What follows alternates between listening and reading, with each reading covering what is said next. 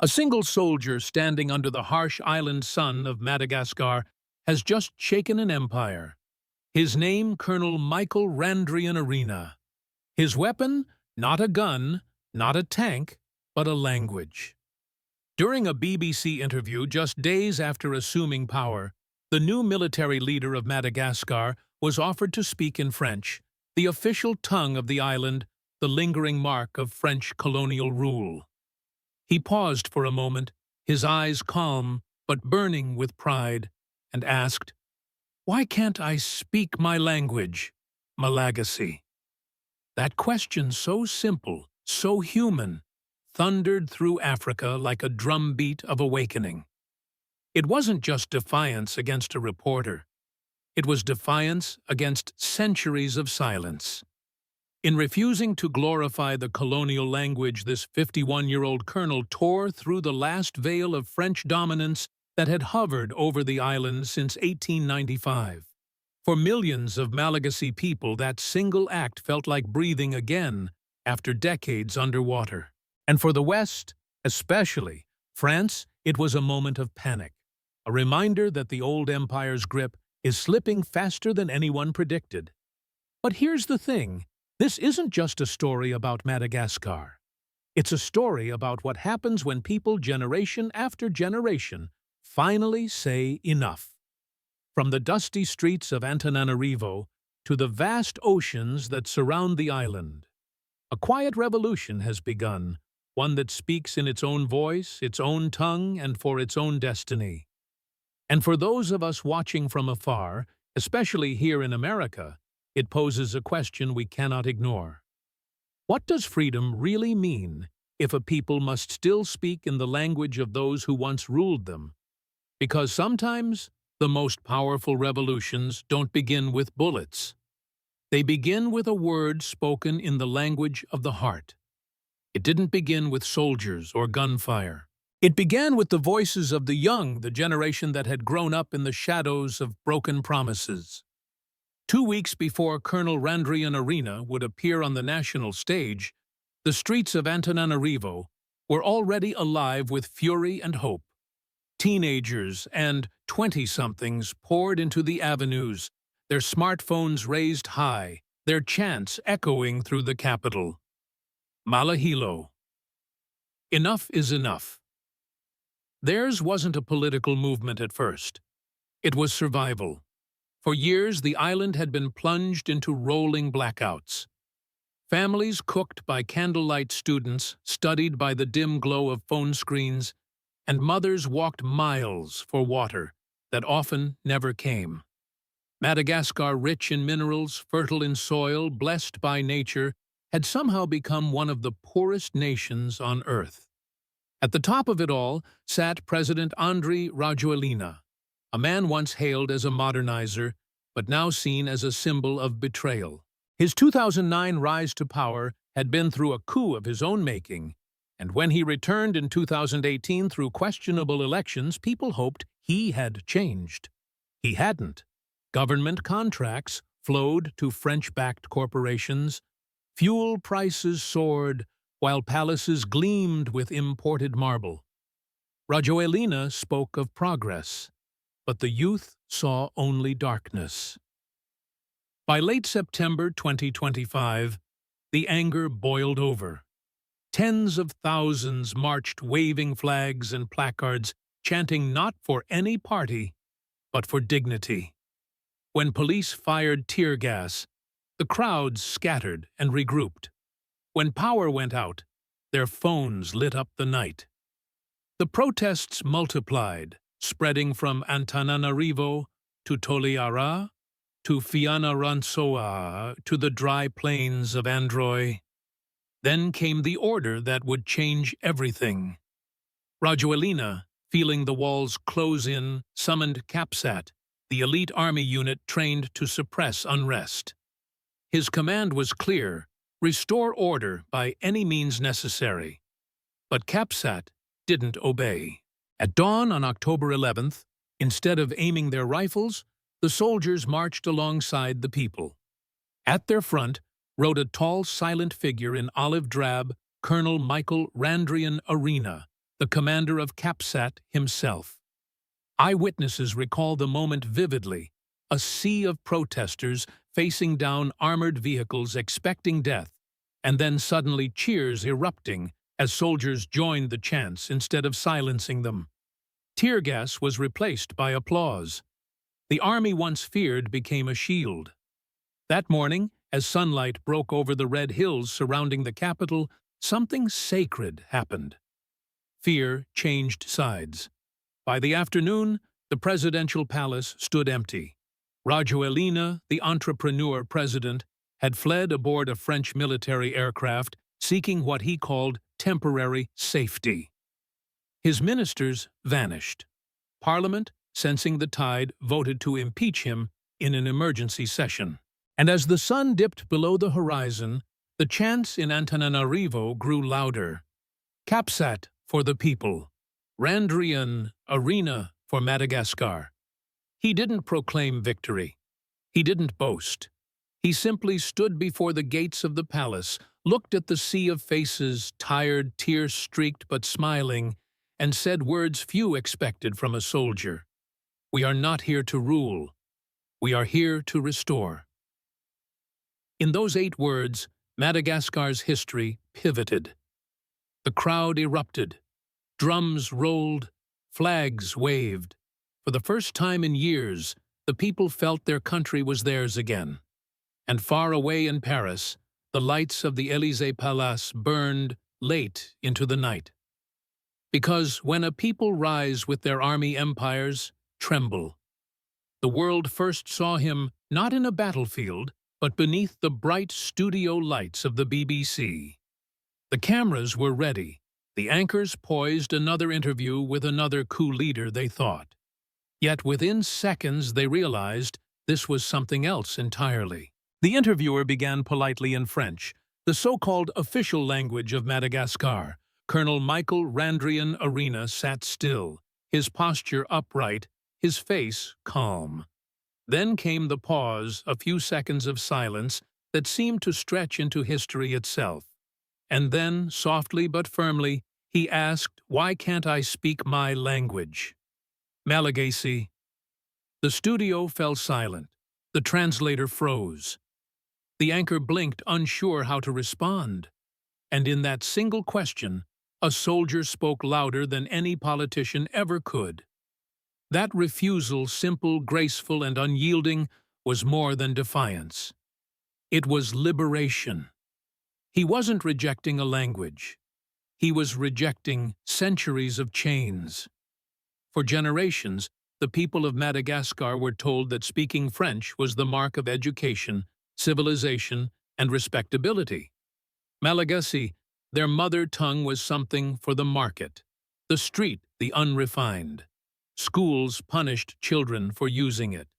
Courts conducted trials in French. Even the national anthem once borrowed colonial phrasing to please Paris. To older Americans, this might sound distant, but imagine being told that your English was inferior, that your own voice, your own songs were unworthy. That's what it felt like to millions of Malagasy people for more than a century. Randrian Arena's words pierced that shame like sunlight through fog. It wasn't an act of pride, it was an act of healing. He had walked a hard road to that moment. Born in 1974 in the arid South, raised among farmers and soldiers, he grew up watching his community toil in poverty while foreign companies reaped their land. He joined the military, young, climbed through the ranks, not through favor, but through grit. In 2023, he was imprisoned without trial, accused of plotting mutiny simply for criticizing corruption. 3 months in a concrete cell would have broken most men. For him, it forged conviction. When he was released, he returned not to revenge, but to duty. "A soldier serves even in silence," he once told a local reporter. That silence ended on that BBC stage. Across Madagascar, the reaction was instant. Markets replayed his words on loudspeakers. Churches echoed with prayers of thanks. On social media, the hashtag #SpeakMalagasy trended for days.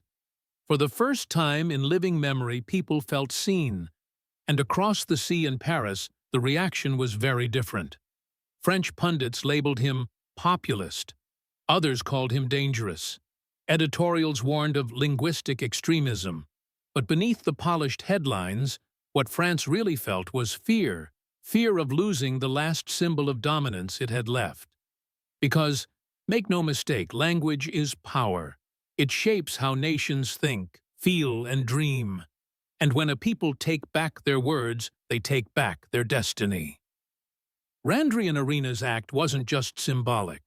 Within days, he announced that Malagasy would become the primary language of government communication. Schools began rewriting curricula.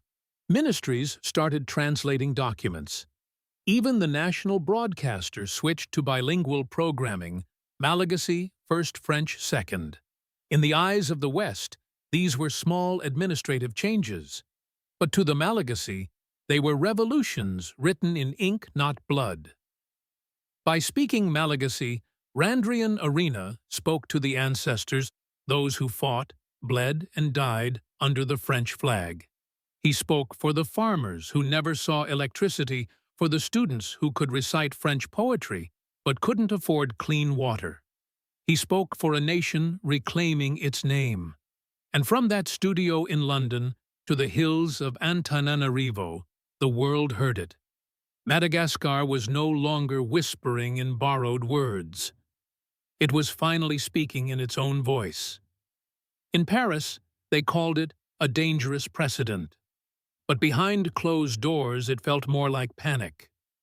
The French Foreign Ministry issued a stiff statement urging a return to constitutional order. The Élysée Palace condemned the military takeover. News anchors in Paris and Brussels warned of a democratic backslide. Yet, as those carefully chosen words filled Western airwaves, one simple truth echoed louder than all the commentary France was losing. Madagascar, not just politically, but spiritually. For decades, Paris had treated the island as a loyal outpost in the Indian Ocean, a friendly partner, as they called it. French companies mined its nickel, financed its ports, and trained its officers. French aid built roads that led straight to French-owned factories. Even after independence in 1960, France never truly left. It simply learned to rule from a distance. Andry Rajoelina, the ousted president, was the perfect example. A slick, media-savvy figure who spoke flawless French, he courted Parisian investors and Western consultants. His economic plans mirrored those drafted by IMF advisors in Brussels. When the Malagasy protested, French media called them misguided. When Rajoelina fled on a French military aircraft, the irony was impossible to ignore. France had rescued the very man whose corruption ignited the revolt, and now they were lecturing the Malagasy about democracy. Across Africa, leaders and citizens saw the pattern. Mali had seen it before. Niger had seen it before. Burkina Faso had seen it before. Each time, France backed stability only for that stability to rot from within. And each time when people rose up, Paris cried foul. But 2025 was not 1995. The world had changed, and so had Africa. When news broke that Randrian Arena had taken power, messages of solidarity flooded in. From Ouagadougou to Bamako, from Niamey to Conakry, soldiers and students alike posted one message: Africa is waking up. Even within France, some commentators broke rank. One columnist for Le Monde asked bluntly, "Why do African revolutions frighten us more than African poverty?" It was a question few in the French elite wanted to answer. The panic wasn't just about Madagascar, it was about losing the last domino. West Africa had already slipped away: Mali, Niger, Burkina Faso, all severing defense pacts, expelling French troops, nationalizing mines once controlled by Paris. The Sahel, once described as France's strategic backyard, was now a fortress of defiance. And in every capital, one idea kept spreading: if the Sahel could rise, why not the islands? The reaction in Paris bordered on disbelief. President Macron, visibly tense, declared on live television that France will not tolerate a return to authoritarianism. Yet his words rang hollow to millions who remembered how his government had supported autocrats across Francophone Africa for decades. In Antanarivo, crowds gathered outside the French embassy, holding up signs that read, "Democracy is not your gift, it's our right." That night, French news channels debated sanctions.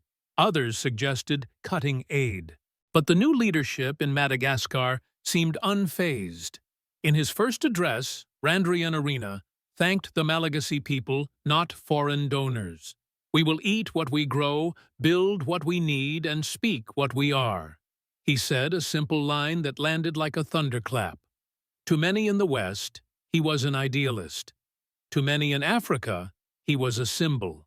And symbols are dangerous things, especially to empires built on perception. By late October, French companies began quietly pulling consultants out of Madagascar. Reports surfaced of frantic calls between Paris, Brussels, and Washington, each trying to coordinate a response. Yet no one dared intervene militarily. After the debacle in Niger, after the humiliation in Mali, even the most hawkish advisors understood Africa's patience had run out. France's power wasn't collapsing overnight. It was eroding speech by speech, flag by flag, generation by generation. And as the tricolor lowered over another African capital, the world could almost hear the whisper carried on the wind from Antananarivo to Ouagadougou. The age of masters and servants is over. What began on one island is now burning across a continent. From Madagascar's red hills to the dusty plains of the Sahel, a new generation of African soldiers is rewriting the story of power. They are not the dictators of the past. They are the children of the poor, the sons of farmers and teachers who watched their nations stagnate under leaders too comfortable with foreign approval. In Burkina Faso, a young captain named Ibrahim Traoré did the unthinkable. In 2022, he told France to leave. No more bases, no more advisors, no more excuses. Within months, the French troops who had patrolled the Sahel for decades were gone. In their place rose a new voice of defiance, proud, unpolished, and unmistakably African. When Traoré spoke, he didn't read from scripts written in Paris or Washington. He spoke from the heart about dignity, about education, about building a country that could stand on its own. "We don't hate the West," he said. "Once we just refused to kneel." His courage echoed far beyond Burkina Faso. In Mali, Assimi Goïta did the same. In Niger, Abdourahmane Chiani followed. And now in Madagascar, Michael Randrian Arena has joined their ranks not as a copy, but as a continuation. This movement, dismissed by Western media as a wave of coups, is something deeper. It is the long-delayed correction of history. For too long, Africa's leaders bowed to the old empires. Now their own people are standing tall. Even in the United States, quiet observers, veterans, diplomats, and citizens who still remember the Cold War are starting to ask, is this instability or is it independence? Because the truth is this. Every time a leader, like Traoré or Randrian Arena, speaks in his own language, every time he rejects a foreign base or reclaims a mine, he is not isolating Africa. He is reconnecting it. And for those watching Africa News tonight, the message is clear. The continent is not turning away from the world. It's turning toward itself. In the end, this isn't just a story about Madagascar. It's the story of a continent that has finally looked its past in the eye and refused to bow anymore. Colonel Michael Randrian. Arena's quiet defiance, his choice to speak Malagasy instead of French, has become more than a moment on television. It has become a message written not in ink, but in courage.